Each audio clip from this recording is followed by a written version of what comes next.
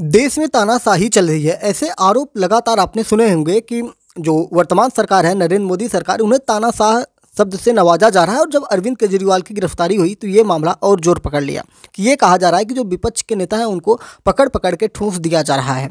तो उन लोगों के लिए भी ये बड़ी खबर होगी, क्योंकि आप नेता जो संजय सिंह थे, राज्यसभा सांसद थे, उनको कहीं ना कहीं अब बेल मिल जाएगी, यानी कि जमानत मिल जाएगी। क्या है पूरा मामला, उस पर हम नज़र दौड़ाएंगे। और उसी शराब घोटाले में भी इनको गिरफ्तार किया गया था। मनीष सिसोदिया हुए, संजय सिंह हुए, अरविंद केजरीवाल हुए, आने वाले समय में कुछ और लोग गिरफ्तार होंगे, ऐसी बातें निकल के आ रही हैं। लेकिन अभी संजय सिंह के जमानत की बातें निकल के आ रही हैं कि इनको जमानत मिल गई है और इनके विरोध में कहीं भी सीबीआई या ईडी ने इनके बिल का, यानी कि इनके जमानत का विरोध भी नहीं किया है। तो इस प्रकार से आप देख सकते हैं कि तानाशाही नहीं, कानून का राज चल रहा है। अगर संजय सिंह ने आरोप किए होंगे या आरोपी हैं तो उनको भविष्य में सज़ा तो होगी ही। लेकिन देखिए, हमारे यहाँ दो तरह की व्यवस्थाएं होती हैं, एक जमानती होता है, एक गैर जमानती होता है। तो शायद ये जमानती वाले में रहे होंगे और इसलिए इन्हें जेल से जाने की आज़ादी मिल रही है। क्या है मामला पूरा, हम इस पर नज़र दौड़ाएंगे। चैनल पर नए हो तो एमपीएससी हिंदी पर नए हैं तो सब्सक्राइब करके डेली करंट अफेयर्स और न्यूज एनालिसिस के लिए हमारे साथ जुड़ सकते हैं। सुप्रीम कोर्ट ने सुनवाई के दौरान ईडी से सवाल किया था कि क्या संजय सिंह को और ज़्यादा दिन जेल में रखे जाने की ज़रूरत है। कोर्ट ने यह भी कहा कि हमें यह भी देखना होगा कि गवाहों के सामने उनके बयान हुए। 6 महीने तक वे जेल में रहे। ईडी ने अदालत से कहा कि हमें कोई ऐतराज़ नहीं है। इसके बाद अदालत ने संजय सिंह को जमानत देने का फैसला सुनाया है, यानी कि ईडी की मर्जी लेने के बाद सुप्रीम कोर्ट ने इनको जमानत दिया है, या कोर्ट ने इनको जमानत दिया है।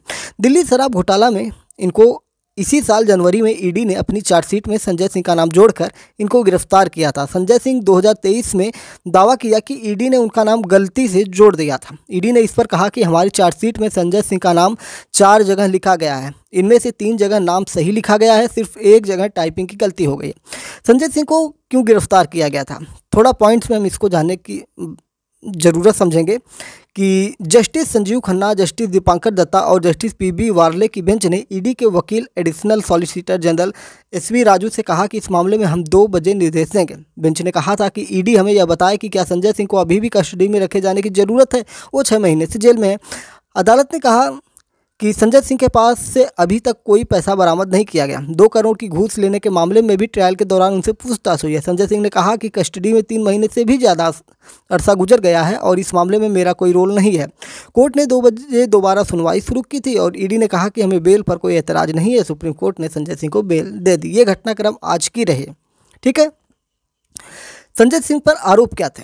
ईडी की चार्जशीट में संजय सिंह पर 42 लाख रुपए का चंदा लेने का जिक्र है। इसको लेकर ही 4 अक्टूबर को ईडी ने उनके घर पर छापा डाला था, यानी कि पहुंची थी और उनसे 10 घंटे की लंबी पूछताछ के बाद उनको गिरफ्तार कर लिया था। दिल्ली शराब केस में ईडी की दूसरी सप्लीमेंट्री चार्जशीट 2 मई को जारी की गई थी, जिसमें आम आदमी पार्टी सांसद राघव चड्ढा का भी नाम सामने आया था। हालांकि उन्हें आरोपी नहीं बनाया गया, ना ही उनकी अभी गिरफ्तारी हुई है। संजय सिंह की गिरफ्तारी की अगर हम बात करेंगे तो ये 2022 से ही इनके ऊपर तलवार लटक रही थी। ईडी ने अपने चार्जशीट में संजय सिंह का जिक्र किया था। 2022 में शराब घोटाले में अभियुक्त से गवाह बने दिनेश अरोड़ा ने 82 लाख रुपए का चेक देने का दावा किया था। ईडी के मुताबिक दिनेश 2020 में अपने रेस्टोरेंट अनप्लग्ड कोर्ट यार्ड में एक पार्टी के दौरान संजय से मिला था। संजय ने उसे दिल्ली विधानसभा चुनाव में आपको, यानी कि आम आदमी पार्टी को चंदा देने के लिए रेस्टोरेंट मालिकों से बात करने के लिए कहा था। वहीं 2023 की बात करेंगे तो लगातार इनके ऊपर 4 अक्टूबर, 5 अक्टूबर, 10 अक्टूबर, 13 अक्टूबर, इसी तरह से दिन बीतते गए।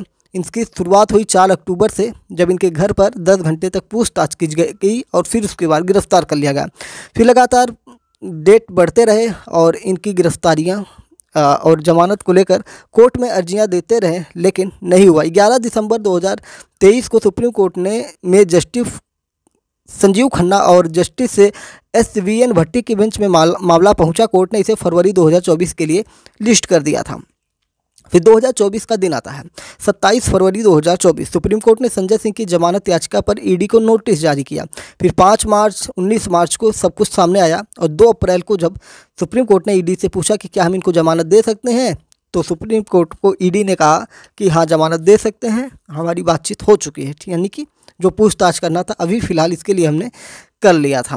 तो कहीं ना कहीं अब ये राहत भरी खबर होगी आम आदमी पार्टी के लिए भी और एक तरह से देखेंगे तो संजय सिंह के लिए भी। और आपको पता है कि आम आदमी पार्टी के सारे बड़े लीडर जेल में हैं, यानी कि अरविंद केजरीवाल जो उसके संस्थापक ही हैं, फिर उसके बाद संजय सिंह थे, मनीष सिसोदिया थे और भी एक दो लोग पहले से ही जेल में थे और भविष्य में कुछ लोगों के ऊपर तैयारियां चल रही है, जैसे गोवा के नेता हैं। तो इन लोगों के ऊपर घूस लेने का आरोप है, या जो शराब घोटाले में पैसे आए थे उनको चुनाव प्रक्रिया में लगाने के आरोप हैं।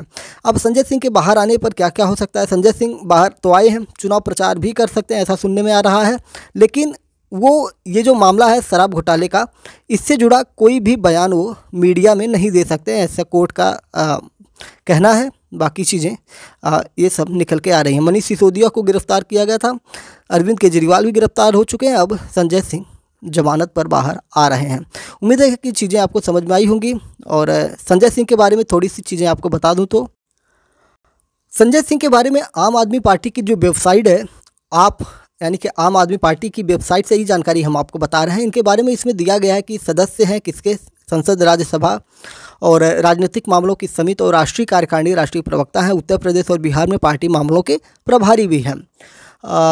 इनके बारे में और भी चीज़ें इसमें दिया गया है कि ये चुनाव के दौरान पंजाब राज्य में पार्टी मामलों के प्रभारी थे, दिल्ली चुनाव अभियान समूह के मुख्य सदस्य थे, जिसका गठन दिल्ली विधानसभा चुनाव के दौरान किया गया था। संजय सिंह का जन्म उत्तर प्रदेश के सुल्तानपुर जिले में हुआ था। इनके माता पिता की संतान सिंह के पास क्योझर में Orissa school of mining engineering से माइनिंग इंजीनियरिंग में डिप्लोमा किया है। साथ ही साथ अपनी पढ़ाई पूरी करने के बाद सिंह नियमित 9 से 5 की नौकरी करने के इच्छुक नहीं थे। 1994 में उन्होंने सुल्तानपुर समाज सेवा संगठन नाम से एक संगठन शुरू किया था। उन्होंने गरीबों के बीच काम करना शुरू किया, रक्तदान शिविर, स्वास्थ्य शिविर आयोजित करना और लोगों के अधिकारों के लिए अभियान चलाना था। उन्होंने फेरी वालों के अधिकारों के लिए 16 साल तक काम किया, जहां उनकी मुलाकात उनकी डेमोक्रेटिक सोशलिस्ट पार्टी के समाजवादी नेता रघु ठाकुर से हुई। जिस अन्य संगठन के साथ उन्होंने काम किया वह आज़ाद सेवा समिति था, जो बाद में नेशनल हॉकर्स एसोसिएशन का हिस्सा बन गया था। फिर इन्होंने 2012 में आम आदमी पार्टी बनाने में शामिल लोगों में से एक थे।